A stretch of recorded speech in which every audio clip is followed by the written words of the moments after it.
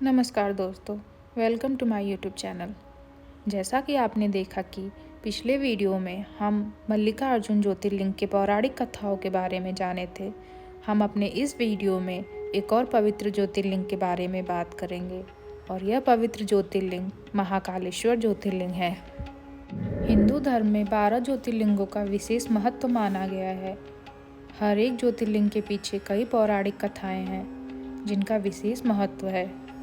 सभी 12 ज्योतिर्लिंगों में से महाकालेश्वर मंदिर का विशेष स्थान है। यह ज्योतिर्लिंग मध्य प्रदेश के उज्जैन में स्थित है। तो आइए जानते हैं इस शिवधाम में कैसे हुई महाकाल की स्थापना। पौराणिक कथा के अनुसार अवंती नाम से एक रमणी नगरी थी जो भगवान शिव को बहुत प्रिय थी। इसी नगर में वेदप्रिय नाम के एक ब्राह्मण थे जो कि बहुत बुद्धिमान थे और शिव जी के बहुत बड़े भक्त थे। वह हर रोज पार्थिव शिवलिंग बनाकर शिव जी की आराधना करते थे। वहीं रत्नमाला पर्वत पर दूषण नाम का एक राक्षस रहता था।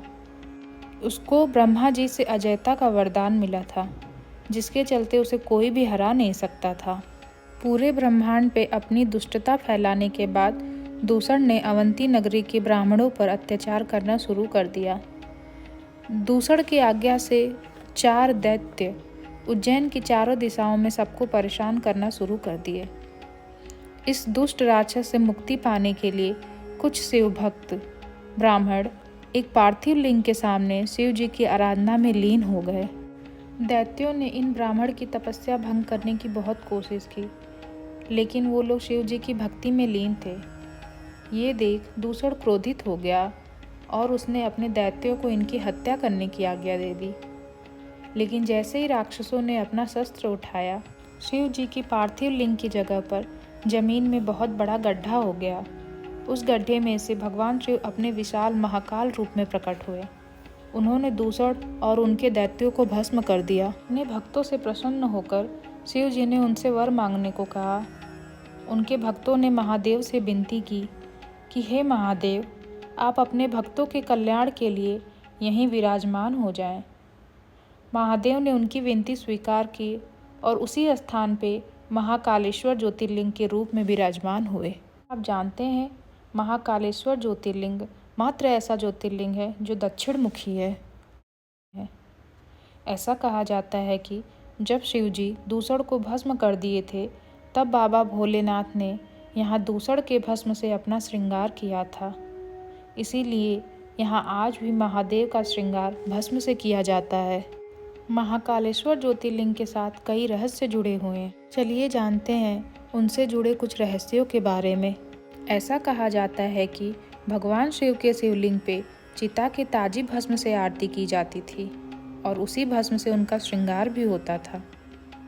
एक कथित कथा के अनुसार प्राचीन काल में प्रतिदिन एक मुर्दे की राख से भस्म आरती की जाती थी, परंतु एक बार उज्जैन के शमशान में कोई भी शव नहीं मिलने के कारण उस समय के पुजारी ने अपने ही पुत्र की बलि देकर उसके चिता की राख से भस्म आरती की, जिससे भगवान महाकालेश्वर अत्यधिक प्रसन्न हुए।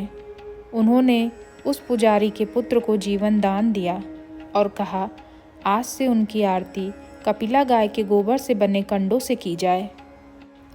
तब से आज तक कपिला गाय के गोबर से बने कंडे समी, पीपल, पलास, वड, अमलतास और बेर की लकड़ियों को जलाकर उसी के भस्म से महाकाल के नियमित रूप से आरती की जाती है।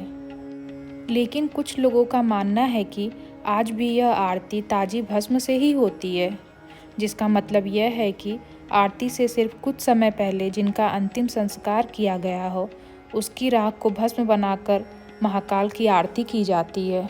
यहाँ पे ऐसा भी माना जाता है कि महादेव उज्जैन के राजा हैं, इसीलिए और कोई राजा महाकालेश्वर मंदिर के आसपास रात में नहीं रुक सकता।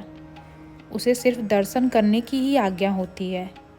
लोग मानते हैं कि कोई भी पावरफुल इंसान, नेता, पीएम, सीएम कोई भी हो, उज्जैन में आकर ठहरता है तो उसे अपनी सत्ता से हाथ धोना पड़ता है। उज्जैन के भगवान महाकालेश्वर की ख्याति दूर दूर तक है। कहते हैं यहाँ आने वालों की झोली कभी खाली नहीं जाती। हमारी ये वीडियो यहीं समाप्त होती है। कैसा लगा आपको ये वीडियो, प्लीज़ कमेंट करके ज़रूर बताइएगा। मिलते हैं आपसे अपनी अगली वीडियो में, जिसमें हम ओमकारेश्वर ज्योतिर्लिंग के पौराणिक कथाओं के बारे में बात करेंगे। तब तक के लिए please like, share, subscribe to my channel. Thanks for watching.